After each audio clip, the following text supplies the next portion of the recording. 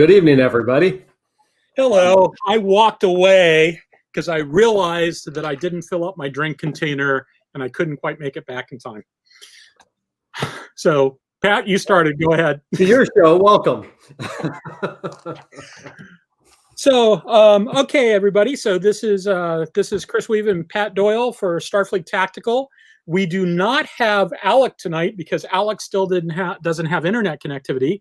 If you listen to one of the other shows that he does earlier this week, he explained about how he set up to have internet connectivity, and when the guy from that particular company came out to install it, because I guess he's outside, he's in like a small town area, and when they got out to his place, they went, "Huh, we haven't actually run the fiber out here yet. We can't actually do an install yet." Huh.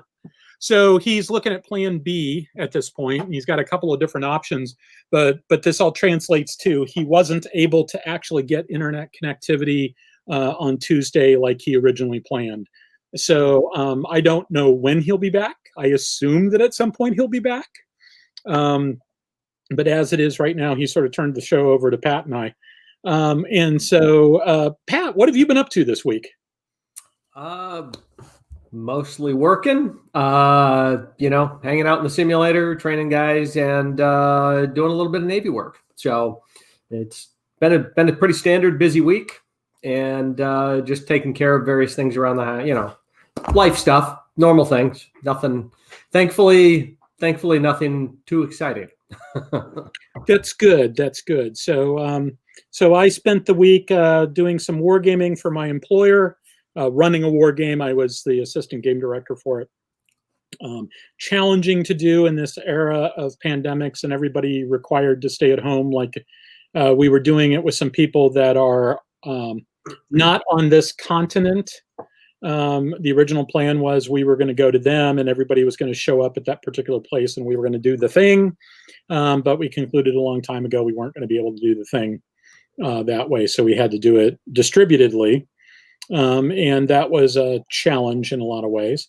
But the biggest thing was, it was, at least from my perspective, is that the short days this past week were like only 12-hour days, only 11.5-hour days. Had a couple of days that were only 11.5 hours. So long week. Yeah, I bet. So I don't know if you guys saw, but there's a new trailer out for Axanar. And I don't know if it's actually made the official debut yet. Alex showed it on one of the other shows. I can't remember which one it was. I just remember catching it sort of almost by accident. I just happened to have it up and running when I saw that he was on. So I clicked on it. And the trailer actually has a lot of interviews with people that are playing characters in Axanar and has some behind the scenes stuff. So it's actually a pretty nifty little trailer, but I'd point you to it on YouTube, but I don't know if they've actually uploaded it to YouTube. Well, I believe it showed up I think it showed up in my feed sometime this morning or last night or something like that. So I saw it. So unless I have some sort of special YouTube powers, it should be out to everybody. Well, I'm sure you do have special powers. Don't we all have special powers these days? So, yeah, there are people that said that, looks like somebody said they just watched it. He broke it down into segments. Okay, so it looks like it might be there. I'm going to have to go track it down. Didn't have a chance to do that. So what I did have a chance to do is do a little bit of thinking on... remember how last week I said that I thought we were kind of done? Okay, what happened there? Go Lissa. Lissa's apparently showing the trailer. Are we gonna watch the trailer? I'm okay watching the trailer.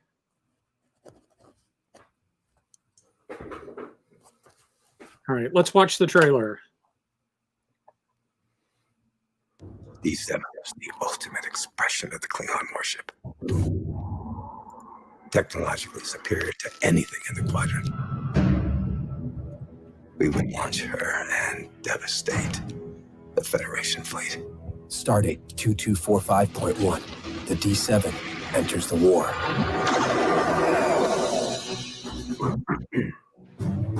Let's do it.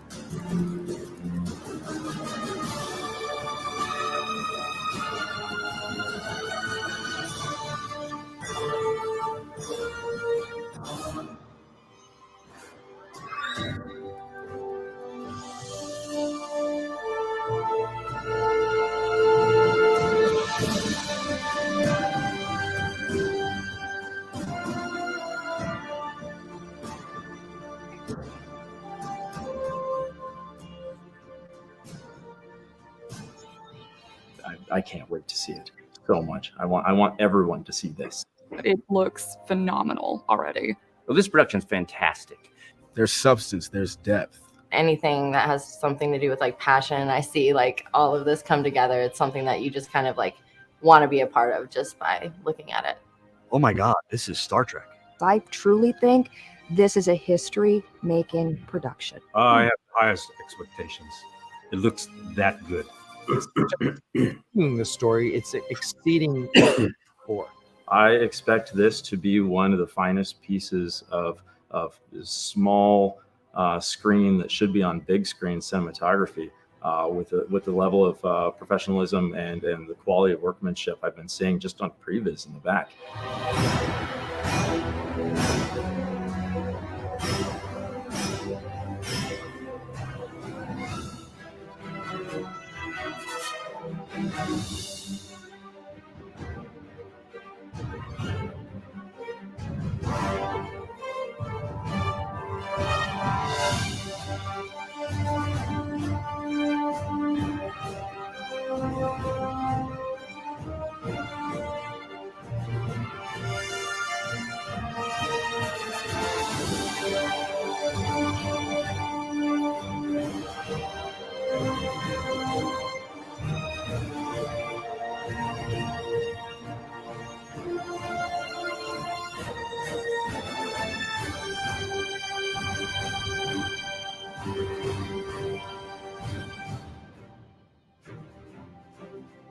The bridge is astonishing. The first time I set eyes on that bridge, I was just floored. You're engineering. You're in charge of making sure the ship stays together, okay?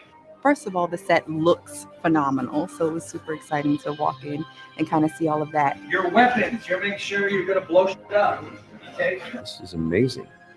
Have you seen this? Have you look at what I'm looking at here? This is spectacular. She's your boss. She's in charge of tactical, which is weapons, shields, everything, okay? This is fantastic. I don't think I've ever really been in front of something so detailed and colorful and realistic in my acting career thus far. But it's something that I think a lot of people are going to be super stoked to see. This is our pilot. She's in charge of flying the ship, okay? This is such a cool set. All the detail and everything that's gone into it's really amazing. He's fleet ops. He's just watching whatever all the other ships in the fleet are doing. And both of you guys When you need the captain to know something, you throw it up on these screens. Those are your substations. If I wasn't flying this at warp speed across space, folks, this would be possibly my favorite sports bar. Look at all these touching Klingon kickball and Vulcan volleyball. This is amazing. Crystal over here is in charge of environmental. She doesn't do her job. We suffocate or freeze. Connor here is in navigation. He doesn't send the right information to Haley. He's flying to an asteroid. 3, 2, 1, go!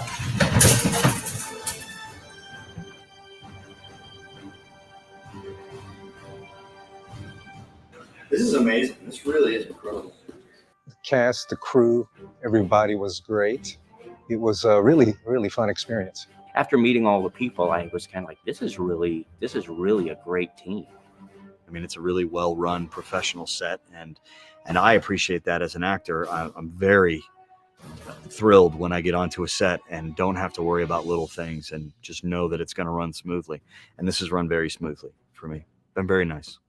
But just from everyone, from the crew to the other castmates, has been amazing. So I've really enjoyed being on set today. Around here, everyone has been just fantastic. Feels like everybody's family here. Burn bonfires clear and bright. From Ireland comes York to claim his rights. That's from Henry VI, Part 2. Or 3. Montgomery Scott learned nothing until I taught him how to do things. They're all Star Trek fans. They love it, but they know what they're doing, and that's what makes Axanar special.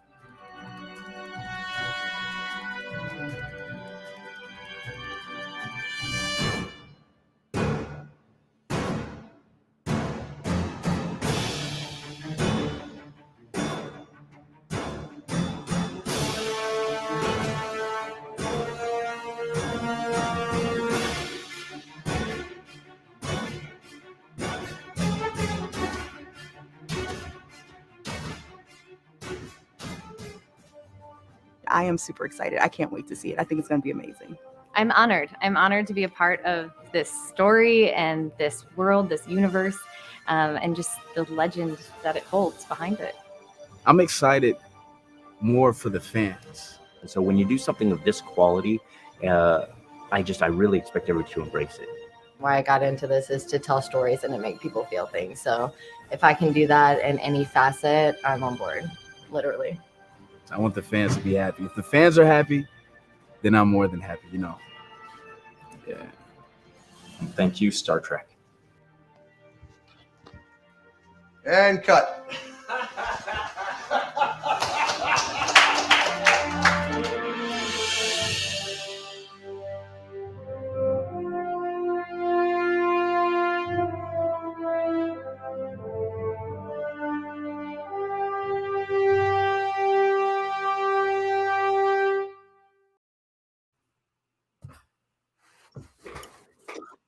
That was pretty nifty. Yeah, looks good. I'm looking forward to it. So there's a couple of things that sort of stood out that I really liked about it. I mean, there's lots of things to like about it. The two things that kind of stood out, though, were, first of all, it was nifty seeing the special effects shots that were sort of like the rough drafts, where you just sort of like had the shapes, etc. It was nifty seeing, which I guess are sort of like the motion equivalent of a storyboard. Mm-hmm. Those were kind of nifty to see. And the second thing is, remember that comment he made about this being the best sports bar with all the screens all over? There was something about the old Enterprise bridge that you could sort of see what they were trying to do there. And I think, I'm sure you and I talked about this. I know Andy and I talked about this. You could see what they were trying to do, but they never really did it with the 1960s special effects. Every one of the bridge stations has a big monitor over it, all set up so that the captain can just swivel around and see these big monitors around.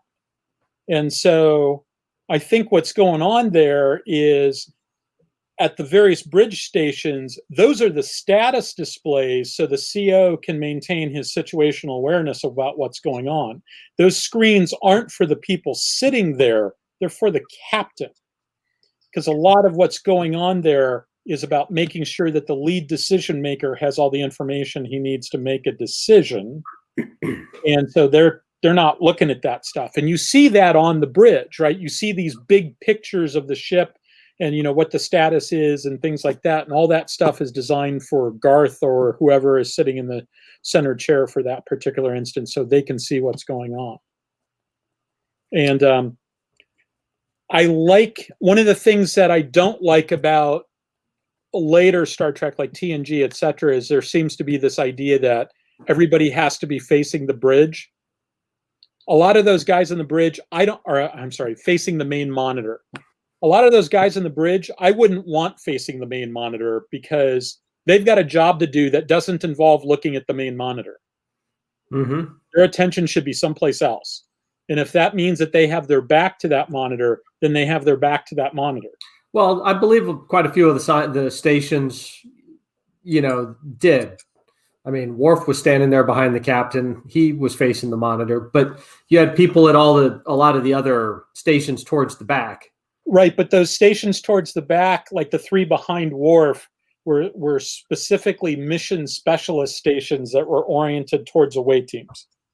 Mm-hmm. And so presumably, you know, those weren't manned in combat. The Galaxy class wasn't really the offender in this. Voyager was an offender in it. Some of the other ones were offenders. The Voyager bridge I just despise.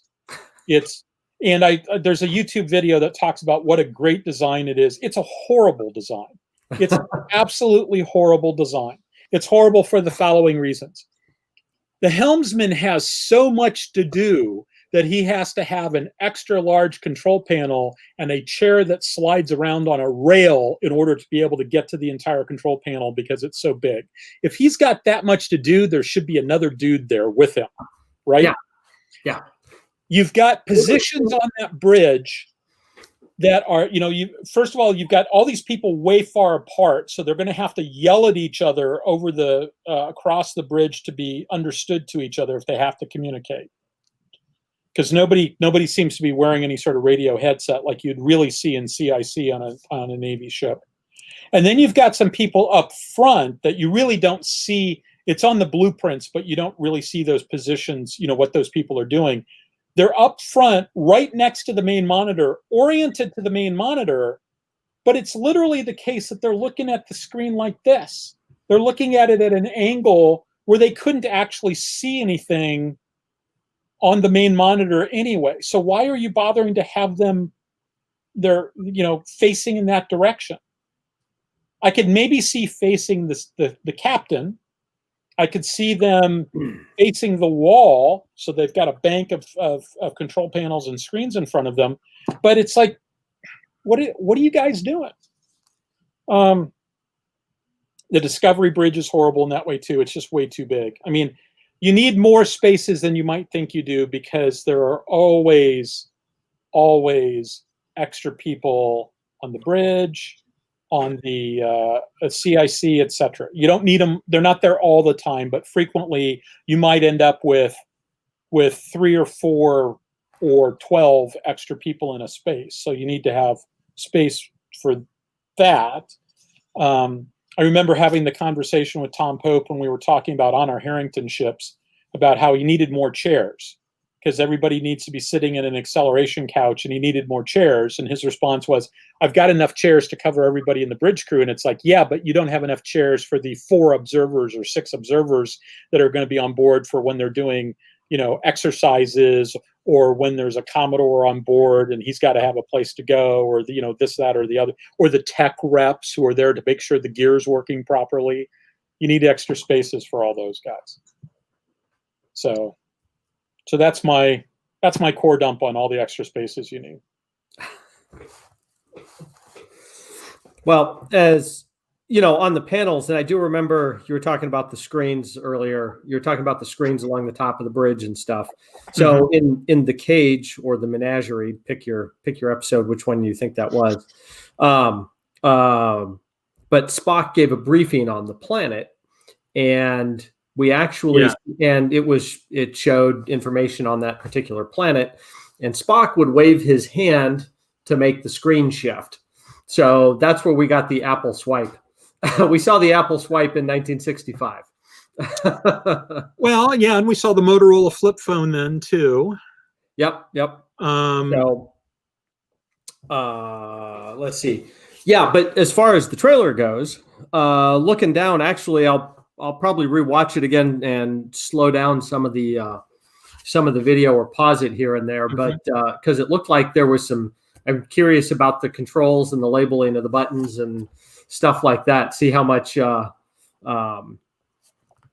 looks. I mean, it looked to be laid out in, there were little sections of buttons and stuff like that, like I would expect. These buttons that do this are over here, and everything seemed to be in a nice organized fashion. And I know behind one of the people being interviewed looked like a helm screen with pitch, roll, and yaw and stuff displayed on the screen. So I liked all that. That was pretty cool. The other thing I liked was Alec had pointed out that one of the people in there was the fleet ops person. Yes. So if you're in a multi-ship engagement, someone doing some coordinating with the other ships is a great idea because, it's not just this simple things are hard in combat and under stress. And so having worked together, having deconflicted, presumably different subspace frequencies for different things, we don't know how complex that is. Obviously, in the show, everything works perfectly and seems seamless. But under the hood, there's probably a lot of people working real hard to make sure all those ships can work together without interfering with each other. It's funny that you mention that because that's where I go to. And have I ever told you this story? I can't. Maybe I've told you the story. I don't know. What story are we talking about? I know I haven't told everybody else the story about how I got involved in all of this. Because it actually has to do specifically with the Fleet Ops console. So, so I got put in touch with Alec, probably 2015 or so, something like that. Or early in the process that, the original Prelude to Axanar was out, but he was still in the he still was out in California. And I ended up having a phone conversation. And at the time, it looked like it wasn't really that good a fit, I don't think. Because I think in retrospect, he was like really fixated on the CBS situation, et cetera. Is my guess. I think that's kind of how the timing worked on that. And so we weren't really in contact for a while. And then I went to a science fiction convention called Sphinx Con, which was one of the cons that spun out of Honor Con going away. So Honor Con was a con that was originally done by Bu9. It's an Honor Harrington con. And we did the inaugural Honor Con in 2013 as the 20th anniversary of the first Honor Harrington book. And then after that, the Royal Manticore Navy took over Honor Con. And for some reasons, it had to do with losing their hotel, having to move to another hotel and this and that and burnout and all the other things. They had run a con in Raleigh, North Carolina called Honor Con for 3 or 4 years, and that was going to go away. And so one of the TRMN people who lived down in Atlanta wanted to do a con call, and they were going to call it Sphinx Con. And so he set up Sphinx Con. I decided to go to Sphinx Con. And as part of Sphinx Con, there was a separate con within a con called Axicon. Guess what that was about? And so Alec was there, J.G. Hertzler was there, Gary Graham was there. I can't remember the name of the guy who played the admiral who got relieved by Tony Todd's character, by Ramirez. But that guy was there, and they did a bunch of panels, and it was a separate little event.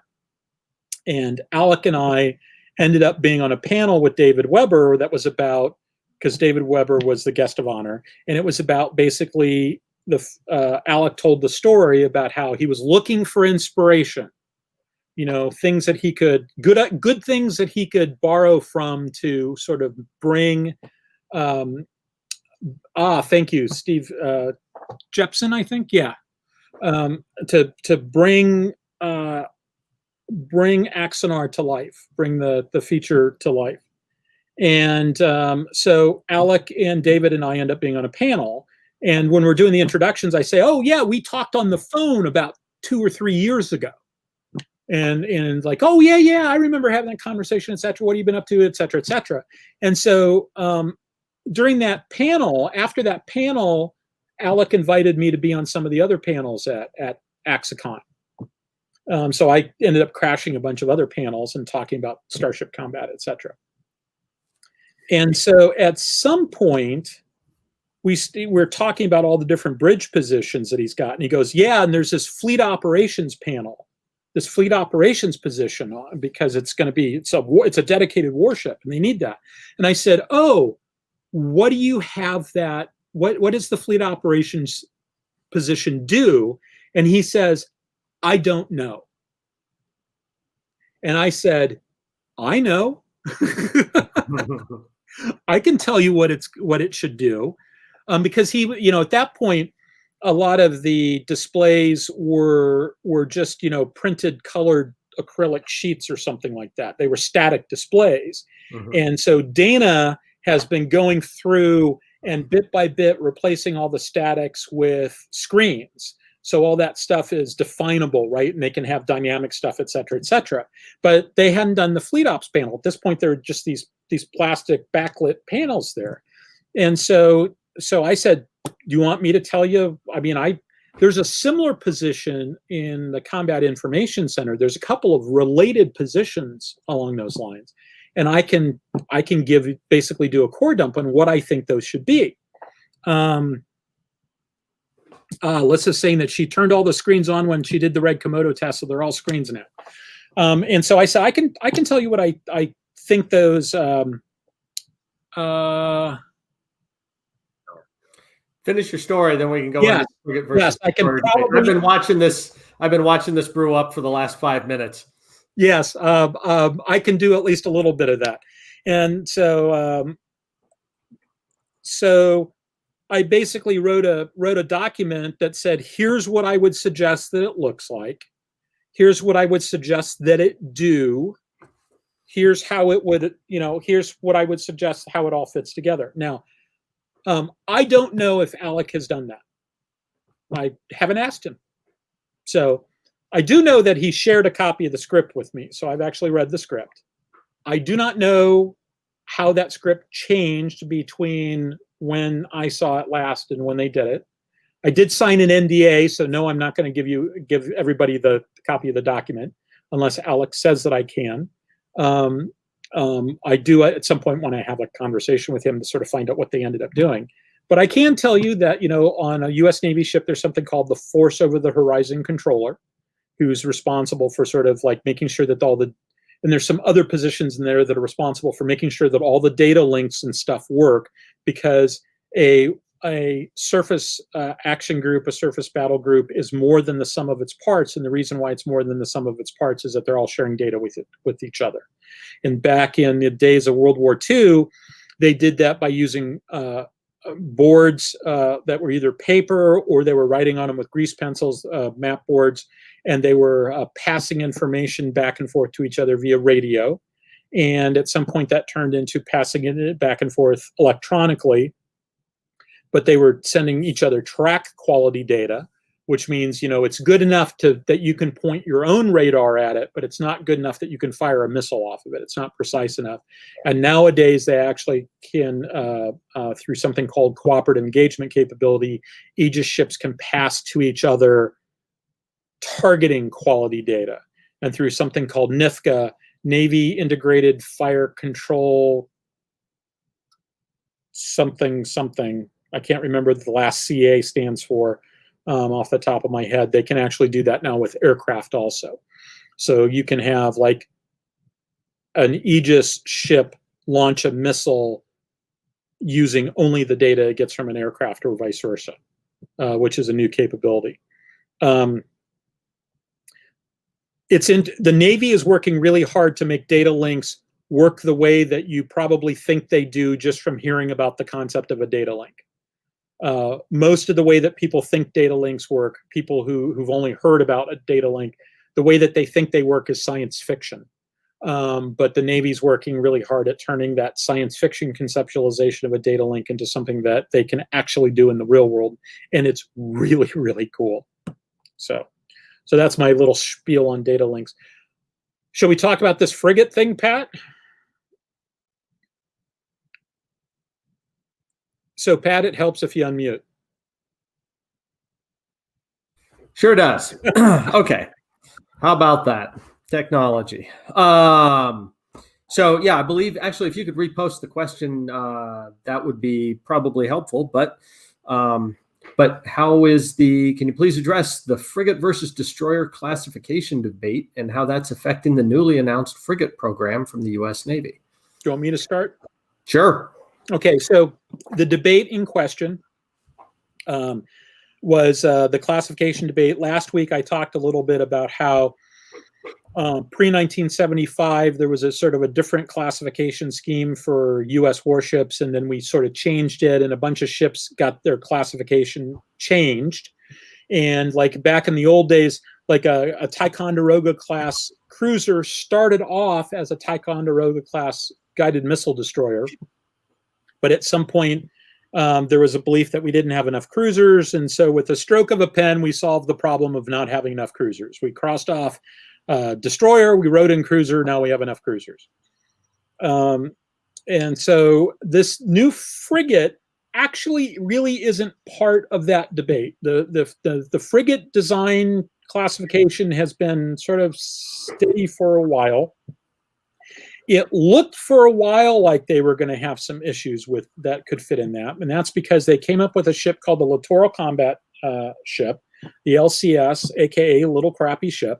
LCS was designed, LCS has this really weird background. It really sort of came out of some ideas for something called Street Fighter, and the idea it was going to be a lean, mean killing machine that you could build a lot of them and they'd be cheap and you'd send them out. And basically, if you lost them, and that's okay. But they would be networked, so they'd have all this advantage of network-centric warfare. They'd have a pretty hard-hitting punch, and they wouldn't necessarily have a whole lot of seakeeping. But you'd use them sort of like missile boats. And so that Street Fighter concept really got morphed in some weird ways into a ship that did not really fulfill any of those Street Fighter requirements, but instead was going to be a relatively low-level armed ship that was going to have a containerized weapon mix.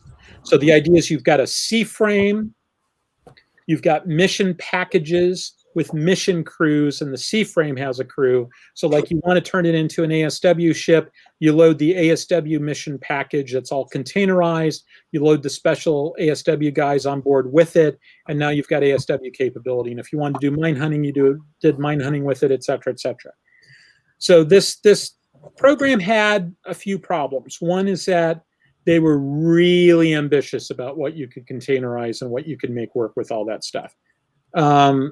And so a lot of the stuff they never quite got to work the way that they wanted to, or they concluded it was going to be way too expensive to get it to work the way they wanted it to. The next problem they ran into was that the ship was minimally manned, and as a result of that, they were working the crews to death. That actually was a later problem. That's not really the next one.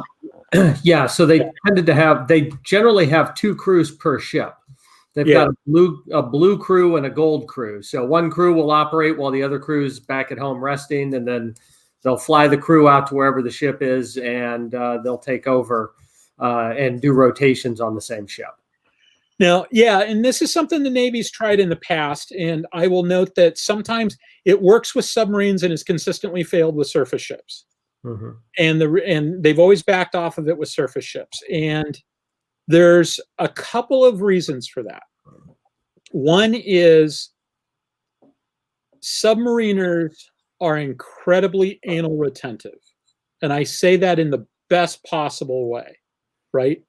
On a submarine, they have a nuclear reactor, they can't mess that up. Yes. Even if they don't have a nuclear reactor, submarines are just amazing. On a submarine, you take 120 guys and they are 90 seconds away from death for months on end. And they just think that this is normal, right? It's really tough to have a surface ship go totally tango uniform and in 90 seconds. right? To the point where everybody's dead. You can do that in an airplane, and you can do it in an airplane with even larger numbers of people than the 120 you have in a submarine. But they do it for, like a really long plane flight might be 20 hours. If you're going from like New York to Sydney, it might be something like 20 hours. Well, I can attest to things going to hell in an airplane, and it goes from everything is just fine to holy crap in about a second, and you don't always see it coming. Sometimes you do, but you don't always see it coming. But it's amazing in that a submarine is the only place where you have the oh shit factor of an airplane, but you do it for months on end. So and they've got a nuclear reactor that they have to baby. And the U.S. Navy's approach to nuclear power, something you'll never hear the naval reactors say is, that's okay, son, you did the other 99 things correctly. No, never. We're veering off of destroyers and frigates. No, we're not. Or no, we're not, because we're still on the subject of frigates, and I will land the plane. As my friend Laura always used to say when I go off on what she thought was a tangent. This is not a tangent. So they weren't able to get this stuff working. The blue and gold crews have problems on surface ships, and sometimes it's because they'll have like 2 crews rotate through 3 ships or something like that.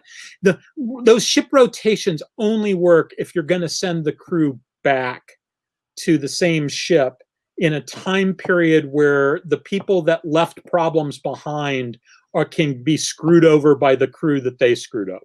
Right? There's sort of this inter-crew deterrence that takes place. Part of the social contract is like, if you don't screw me over, I won't screw you over.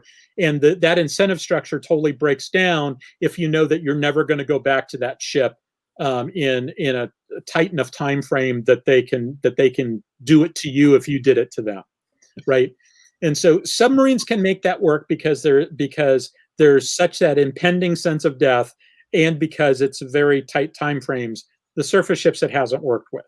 The other problem they ran into, there's all sorts of problems with LCS. I won't go through all of them. Another one of them, though, is that they were largely built as like civilian construction standards. And as a result, they required just there's, at least that's what the plan was. They didn't end up doing that because it was, it turns out that there's a reason why the Navy builds them to Navy standards. And the Navy remembered that, and that made it more expensive. So why am I talking about LCS when the question was about frigates and destroyers? The answer to that is because at one point they had this idea that, hey, we'll just take the LCS and we'll cross all LCS and we'll write in frigate and we'll do a special version of this that'll be a frigate. I actually was part of that in my day job at the time. And now I don't mean it was my idea. I don't mean I worked in the office. I mean that I was one of the requirements guys. I reviewed requirements documents. And so when the LCS program says, this is what this is what the plan is, there's a bunch of documents that go to my office and I have to say yes or no on this. And so they sent us a bunch of documents and I looked at it and I said, it would purely informally before the official submission. They send us stuff and they go, we're looking for your feedback because we want the system to be smooth. And I said, you've got a real problem here. You're not defining the mission and stuff. You keep referring to documents that are for it's kind of the same ship, but it's got a different mission. And so you're using previous documents that were evaluated in a specific context, and you're not giving me that context again. You're not giving me those documents. You're just referring to a bunch of other stuff. And this makes it really hard for anybody to follow the bouncing ball to do the review. And so you shouldn't do that. And they said, well, we're going to do it that way. And I said, okay, that's kind of brave. The reviewer just told you that he doesn't like that process. You asked me to review it, to do an informal review to make this process go smoothly, and you're telling me to pound sand. your program, you go right ahead. And so they then turned around and submitted the document, and I said, nope, stamped it with the big nope stamp and sent it back, at which point they were all shocked and surprised that I said nope. It's like, I telegraphed the shot, guys. And so that's kind of, so eventually the Navy came to its senses and said, you know what? It's not really a good LCS. Why would we think it's going to be a good frigate? I think Congress sort of helped them with that too. And so they came up with this new frigate program to replace the Oliver Hazard Perry class frigates that are now out of the force and have been for a while. The purpose of the Oliver Hazard Perrys were to provide some excess capability in the event of war, and also to escort basically logistics forces. So do anti-submarine warfare that's really what their strong suit was anti-submarine warfare. They had a small gun, they had a limited air warfare capability, basically self-protection only, but they had a pretty good ASW capability. Now, there were some people that didn't like the ASW capability. The sonar on that was nicknamed the Helen Keller sonar. But a guy I knew who served on those thought that he really liked that sonar. He said, the range wasn't the best, but it was clear. You knew if you had a contact. There was none of this, I think it might be a contact. It said it was clear. It saw stuff. It saw it well within the distance it saw it. So they've come up with a new frigate program. I think we actually are buying a foreign design, which which makes me wonder what the temperature in hell is these days, because the last time we bought a foreign ship design, I think, was 1830 something, maybe. Yeah, it says it's a multinational frigate program together with allies and partners. Yeah, in the same general vein as the F-35 strike fighter program. Yeah, the difference is for the F-35, we were the lead. And, we've done that with airplanes before. I can't remember the last time we've had a multinational ship program. Other people have multinational ship programs all the time. Like the Brits have done it before, and the French have done it, and the Dutch and the Germans especially have done it, like with the Miko class, and you've got the Dutch or the Danes. My apologies to any Dutch or Danes out there. I can never remember whether Standflex is Dutch or Danish. I think it's Danish. The Standflex system, which is basically modular weapons concepts that plug into individual ships. It's not like LCS. LCS is designed to be the idea that whatever I put in the back of the pickup is the weapon system, whereas Standflex is more about I will bolt something in and it's a semi-permanent emplacement. I can just at some point unbolt it and bolt something else in. Miko, the German system, is really more about I can use a common frame and build it that way. But if I want to build it a different way, if I want to modify it, it means going into a shipyard for a substantial period of time. At least in theory, when they initially talked about it for LCS, you could even potentially do it at sea. You could float new stuff on and float the old stuff off. They never really got to that point. So from that standpoint, to get back to the original question, it's my perception, at least, that it's not really part of that frigate versus destroyer classification debate. It's really just more about being a frigate. Yeah, the Secretary of the Navy, Kenneth Braithwaite, he says, I quote, "We took our eyes off the ball, especially in the Navy. We moved into littoral warfare." That's the LCS, the littoral warfare, littoral combat ship. "We moved into littoral warfare looking for a role for the United States Navy, and we forgot about our commitments in deep water. So we're behind, and we've got to catch up, and we've got to catch up fast." So, and it's funny he says that, because during that entire time, there were a bunch of us that were screaming ourselves hoarse that the Navy was losing their eyes on the ball on that stuff, and that the deep water threat didn't necessarily just go away. He's overstating it a little bit. Moving into the littorals was a good thing from the standpoint that we couldn't assume that everything was a deep water threat. And, most of the deep water threat had gone away, but that doesn't mean that you get to just ignore it And the idea of building warships incapable of fighting didn't make any sense to me at the time. Yeah. So, well, I guess my issue with it is that it can't protect itself that close to an enemy coast of a peer competitor, right? Yeah. So it would need to be protected by a bunch of other ships, which force those ships to be at risk. I mean, like I said, it depends on who you're fighting and what the capabilities are. Well, but remember, at the time, there were no peer competitors, and there was never going to be a peer competitor ever again. Ever again, right. Because we were going to get down with the Russians, and we were going to sit in a circle and sing Kumbaya and make s'mores, and everything was going to be great. Yep. Unicorns and fairy dust.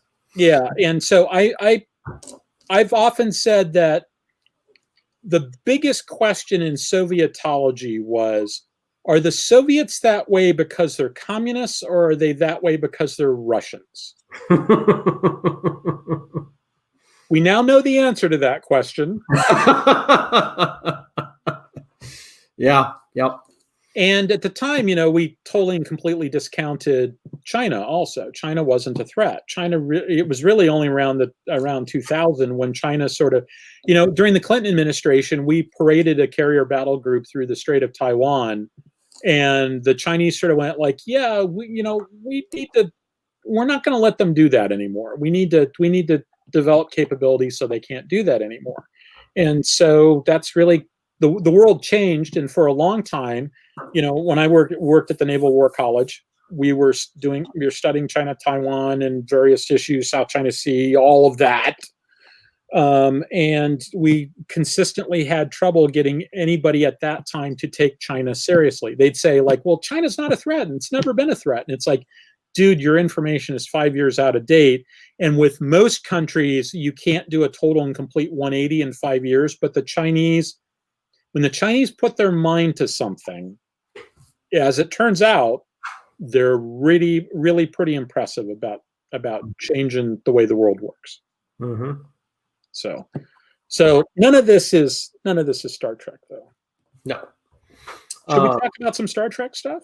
Sure, what you got? Okay, so last week I said that I thought we were kind of done talking about Winchell Chung's triangle graph. I was wrong, because I did some more thinking about it, and I did some thinking about Star Trek, the Star Trek aspects of it. So let me bring something up here.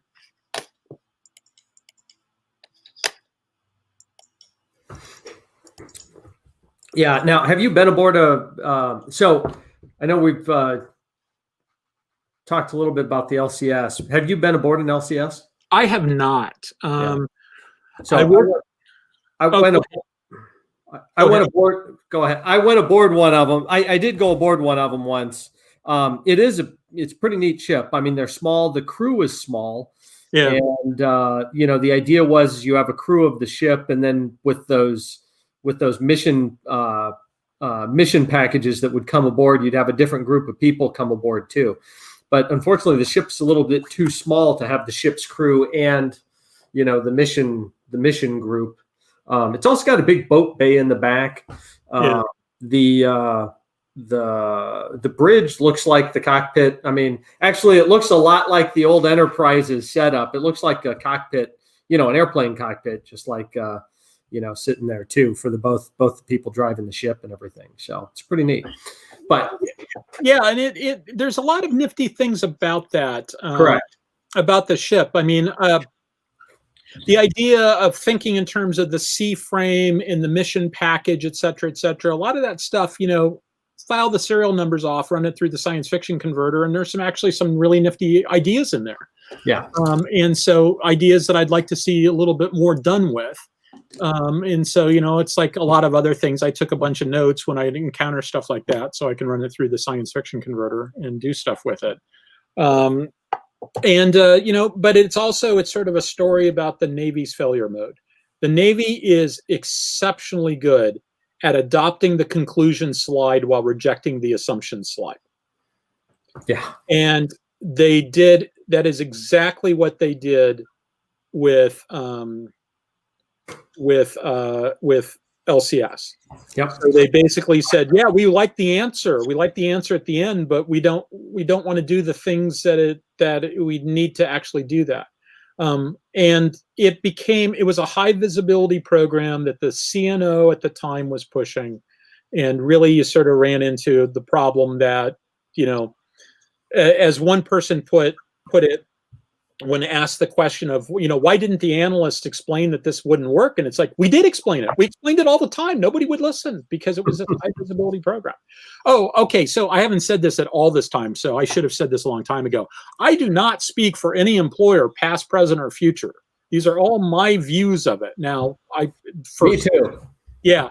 So for parts of this, I had kind of a front row seat. For other parts, I was sort of back in the audience a little bit.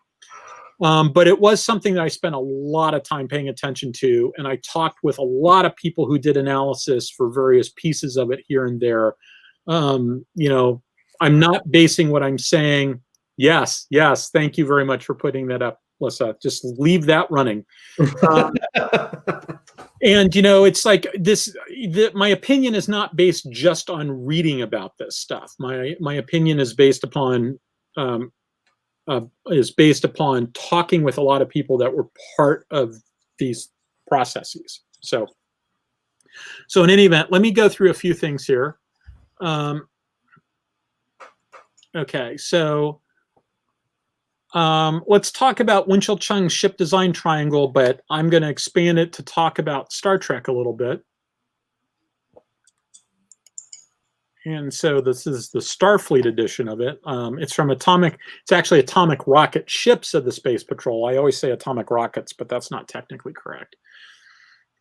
So as a brief recap, the idea behind this is that you've got this triangular graph that gives you a percentage along each axis, and you can basically define a warship. We're sort of talking like World War I to World War II warship in terms of the balance between propulsion, weapons, and defenses.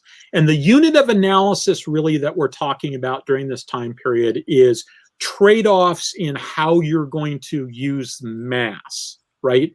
You've got a certain displacement that you're aiming for, and you're trading off how much of that displacement you're going to use for propulsion, how much for weapons, how much for defenses. And by defenses, that includes armor. It also includes things like internal subdivisions, how many watertight doors, watertight compartments, etc. And it also includes things like torpedo bulges, and which it basically you build a double-skinned hull, and you've got some standoff distance, but you pay the penalty for having extra hull. So all of these things are things that take a lot of mass. They displace a lot of water. So you're basically, the unit of analysis that you're trading off is displacement. Okay, hold on a second. I've got another analyst that wants to join this. So. Buddy's been pretty good for this talk. But now he's on my lap. And so the graph on the left sort of is the general breakdown. The graph on the right lists these various categories. Basically, it sort of groups them, and then it lists them in their order of preference, order of proportion in that particular part of the graph. So doesn't take into account a lot of things that I talked about last week. Like, it doesn't take into account cargo capacity, endurance, what your doctrine is at the time, what the technology level is, the actual size of the ship. You'll see that scout ships and carriers are both on there. You got very small ships and very large ships, but it's really just talking about the percentage difference. It doesn't take into account the politics of maybe calling something that it isn't. That entire will solve the problem with not having enough cruisers by renaming some of the destroyers cruisers, reclassifying them as cruisers. There's lots of different reasons why a design might not fit in a particular thing, like it might not fit in with the doctrine. The German World War I ships are in a different part of this chart than the British, and in part that's because the Brits had worldwide commitments, and the Germans basically were itching for a fight in the North Sea against the British, right? The British have to be all over the world and have people living on their ship for months at a time. The Germans only had to go to sea for a couple of weeks at a time, and they knew exactly where they were going to fight. And they weren't going to fight in any place hot, for instance, so they could optimize their gear for working in cold weather. So I want to emphasize one more time, I'm going to emphasize this a lot. The triangle can help you understand the answer, but it's not the answer in and of itself. It can just help you understand the answer. So let's look at this in terms of Star Trek. So up to this point, I've been emphasizing the fact that we're talking about mass trade-offs. And by, displacement trade-offs. Tons is the unit of analysis that we've been doing.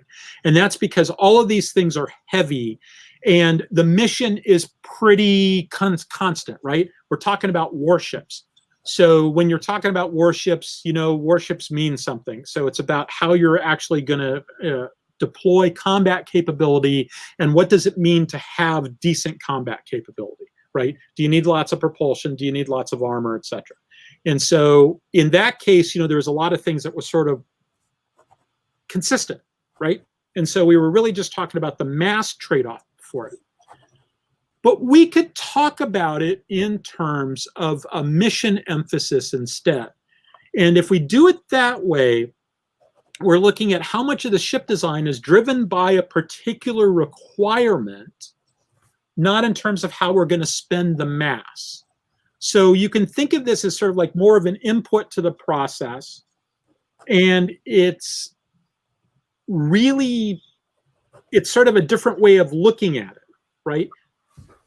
If you're just talking about mass, it may not make sense to do it this way. But if you're talking about like, what do I think is important when I'm buying a piece of gear? Where am I going to spend the next dollar to do this? Now, let me emphasize that it's not necessarily mass related. You can always end up with something where this particular capability, this particular piece of gear is useful for this mission and it's also useful for this other mission. And it doesn't necessarily imply that you've got any sort of decrease in capability from the past.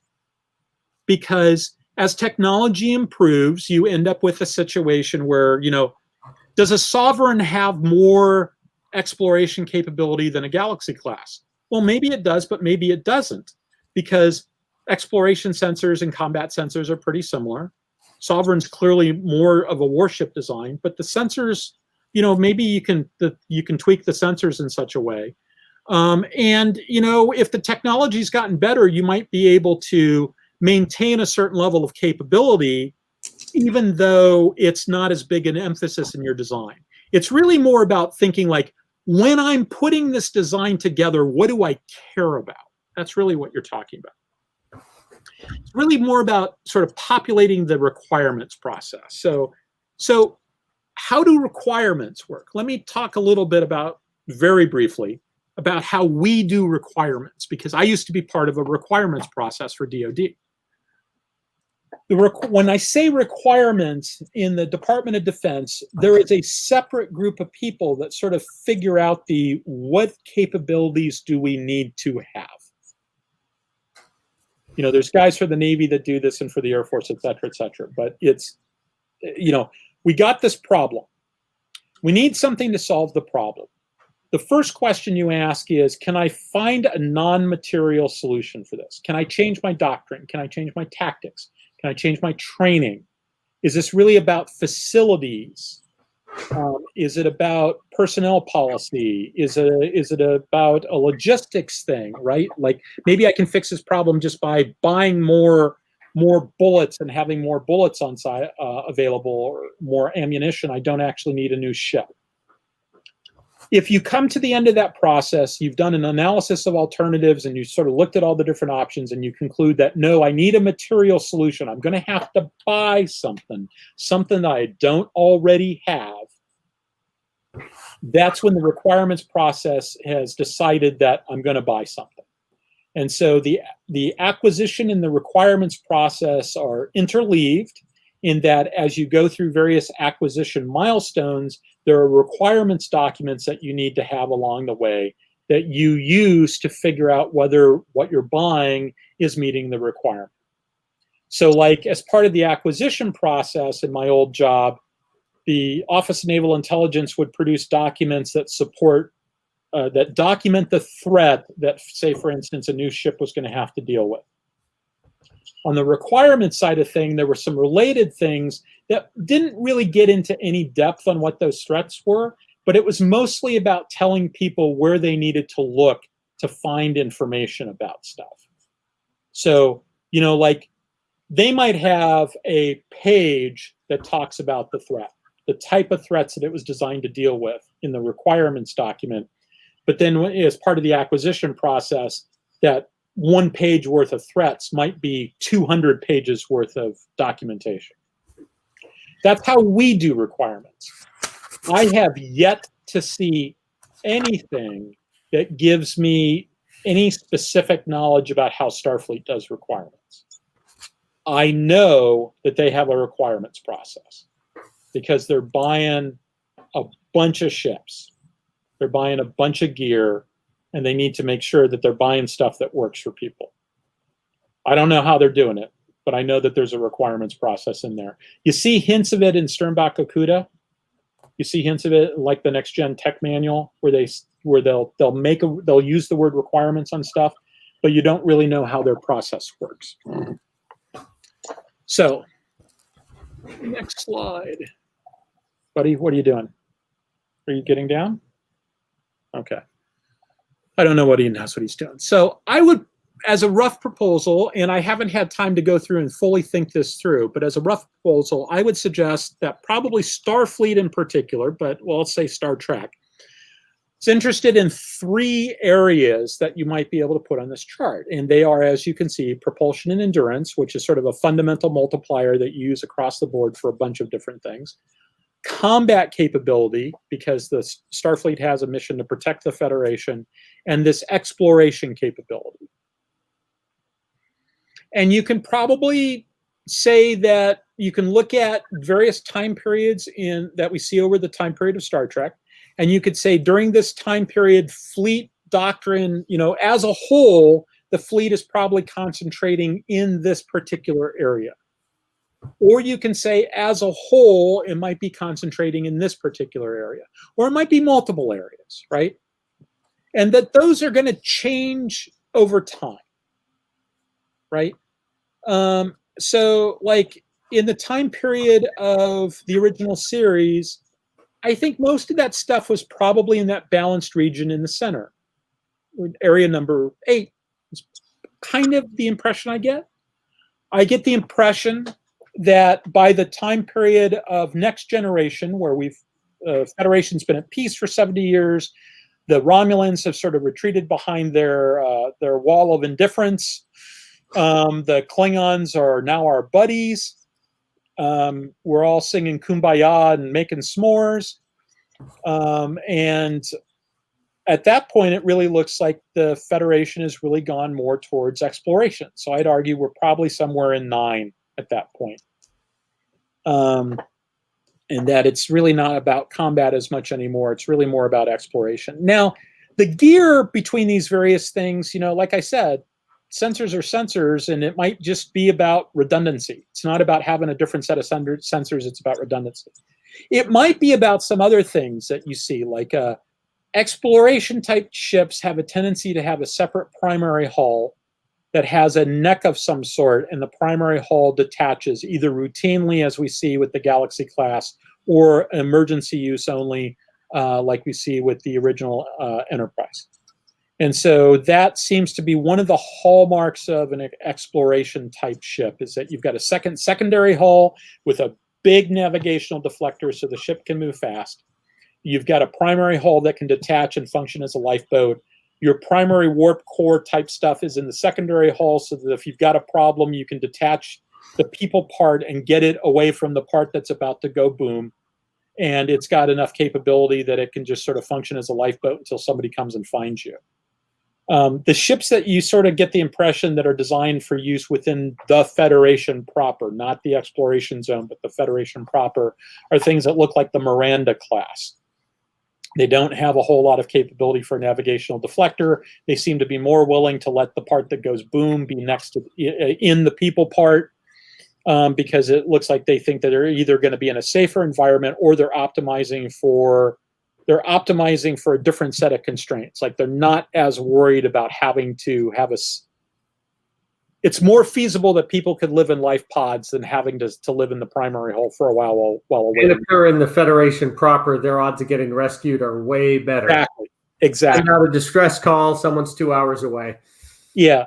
And so later on, when you've got the Defiant class, when you sort of add, so then you start getting purpose-built warships. So I think post TNG, I'd put the Sovereign probably in 7 or 3. It's somewhere in that area. Mm-hmm. And I think you're probably with Defiant, you're probably in 2 or 6. Because it's probably in 2. Because it's got a lot of combat capability. It's got a lot of propulsion capability. It's not, it to the degree it can explore, it's just because it just happens to have some sensors along the way. Mm-hmm. And, that could be like, it doesn't necessarily even need to be the gear. It might be how you crew the ship. Well, it's got a small crew, doesn't really even have much of a sick bay. So yeah, and so do we think it has a science officer? Do we think it has more than, it's probably got somebody who's got that as his secondary job title, right? Yeah. Or tertiary job title. And which, and they don't have like a science team. There are no, the Galaxy class and the original Enterprise had science labs on board. Mm-hmm. You didn't necessarily see them, but anybody who ever did any blueprints, and Okuda talks about it, and the Making of Star Trek talks about the fact that there are science labs aboard and they can do experiments and all this other stuff. Mm-hmm. So you just don't see stuff like that in the Defiant, because it's a purpose-built warship. And when you start building warships, when you're doing that requirements process, when you're designing the ship, it's like, I don't really care about the exploration stuff. If it can do exploration, that's great. I'm not going to waste a whole lot of headspace on it. Yeah.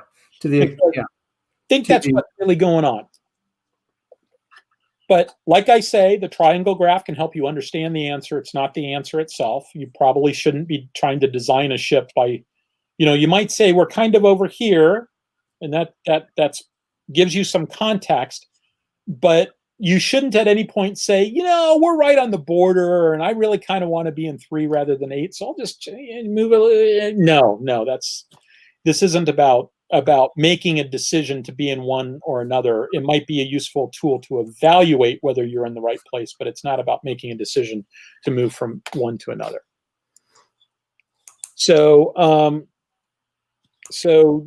that's what I've been thinking about so far. What I want to do at some point is to start plopping more ships in there than I've talked about, and try to get a better feel for when things change. Good question as to when I'm going to have time to do that. Pat, any thoughts on this? I mean, like for instance, like Starfleet universe, how much is this relevant to the Starfleet universe? How much is this relevant to the things that you've been studying in Star Trek? Well, so like you said, these charts represent an allocation of resources or tonnage towards a particular area, and you get 3 to measure. So combat would obviously include shields, phasers, photon torpedoes, mm-hmm. targeting systems, the ammunition systems, that kind of stuff. Exploration would include probably the shuttle bay, the labs, other specialty sensors, all sorts of things. Propulsion endurance, that's your warp, your impulse engines, your warp core, all the power conduits and stuff like that, whatever fuel the ship requires.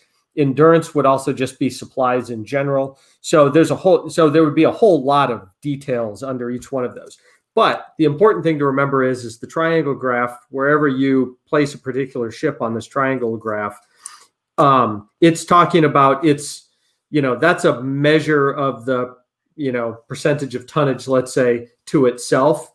The fact that one ship is in a particular place on a triangle and it's in a different place on another triangle doesn't mean that one ship is more powerful than the other. I mean, so you'd want to look at the specific ships in absolute terms.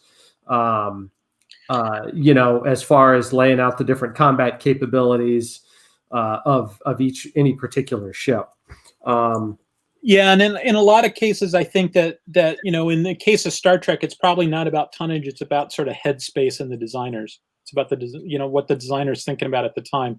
Because, you know, like, you can make a pretty good argument for I want pretty good shields when I'm doing exploration stuff, because I might be doing close passes of stars. I might be in near a supernova. You know, there's lots of radiation out there. I might be going really, really fast, and I want to have excess deflector capability and shield capability because I'm going really fast. Because I'm going someplace far away to do some exploring.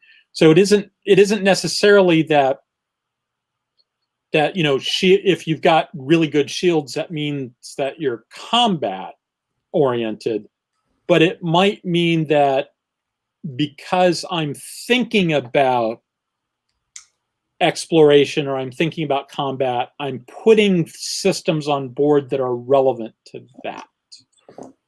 Yeah. So and obviously you have different technology from the old series up to the new. Mm-hmm. And so in absolute capabilities, you know, if you really wanted to get into detail, you know, nuts and bolts, that's where you'd really want to go. And there was a question earlier about how was Ares the first warship when Cisco said the Defiant was. The only thing I could say is that, you know, Ares certainly came before. So, but the Federation had still fought wars. So presumably, whatever you initially intended with the hull when you began, you know, a lot of those ships would have been modified or refit for the war to carry weapons or to help fight the war for that period. The only other thing I could say is that Ares comes out about 130 years. I'm sorry, it's about 130 years after Ares. So maybe Cisco was wrong when he said it. You know, there hadn't really been a massive war on the scale of, you know, either the Borg invasion or the Dominion in 130 years in their lifetime. So, you know, you could probably very easily put the assumed caveat to what Cisco was saying as, you know, in 130 years, we haven't had a purpose-built warship in 130 years. And oh, by the way, the experiment really didn't initially work. Starfleet gave up on it. It had too many problems, so they gave up on it and probably went with a different design. I've heard some people say that was the Sabre class, which was the USS Jaeger in the Battle of Sector 001. Just because it worked out better with more conventional technology. Yeah. It took Chief O'Brien to make the Defiant work. So clearly he should have been at Utopia Planitia all along. Clearly. So anyways, that's about all I got. But we're at 10:15, and I imagine Lissa may want to get on with her evening. Or, I'm sorry, it's 10:15 here in Minnesota. It's much later for you guys. Yeah. So that's I don't think I want to start a new topic. Although at some point we should have a conversation about tactical versus strategic speed, and how that changed from the old series to the new series.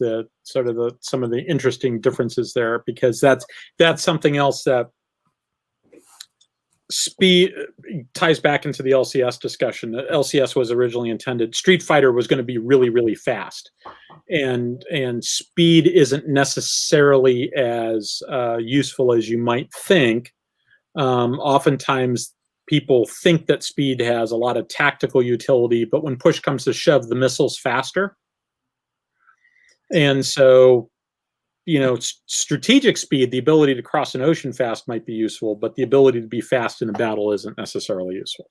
But that's a topic for another day. I'm going to stop sharing. And I'm also going to do, there we go. So I think that's about all I've got for today. Does any parting thoughts from you, Pat? Nope. Yeah, we can certainly talk about strategic speed next time. So, all right, everybody, have a good night. Take care. next time I did a little bit more thinking about the glossary of naval ship types. So we'll talk a little bit about typing and classification and how that works. So I think that's it for this evening, everybody. So see you all later. All right. Good night. Good night.